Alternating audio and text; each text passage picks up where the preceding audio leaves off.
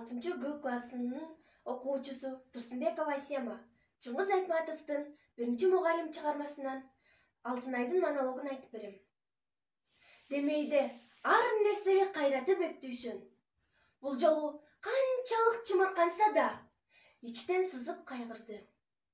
Ал мени кайта тиктеп карап, жакамдын топчуларына чейин эркелете кыя албай турду. Мен сени өмүр жанынан чыгарбас элем, Алтынай, деди. Бирок мен билимим жетпейт. Кантейин сени билимдин чыныгы жолунан калтырбаймын.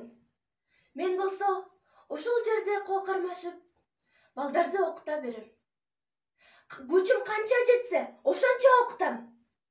Балким сен да мугалим болуп, балдарды окутуп, биздин жаман мектепте эстеп күлөрсүң. Ангыча талааны жаңырта, оттору балбылдап күйгөн поезд көрүндү. Мына эми азыр жөнөйсүң, деди Дүйшөн. Бактылуу бол, канатыңды жазып талпынгын, Алтынай. Эч нерседен тайманбагын, чабыттап учкун, окуй бер. Сүйлөөргө дарманым келбей, ыйлап эле тура бердим. Ыйлаба, Алтынай. Дүйшөн менен жашымды аарчып, бул нерсе эсиңе кандай түшкөнүн билбейм. Билесиңби, бая биз тиккен терекчилерди мен өзүм чоңойтуп, мен өзүм багам. Балким бир кайрылып келсең, көрөрсүң өзүң. Бул мезгилде жырт-журт эдип поезд көрүндү. Айланайын, жоодурагыңды көзүңдөн айланайын, сапарың ачылсын, деп узатты. Поезд козголуп жылып жөнөдү. Кош, Алтынай, кош, чырагым, деди ал. Кош, агай, айланайын, агай, дедим мен.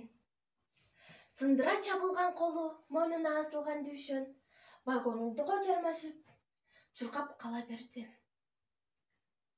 Жүрөктөн атылып чыккан бул кыйкырык ушул күнгө чейин кулагымда угулуп турган зыйт.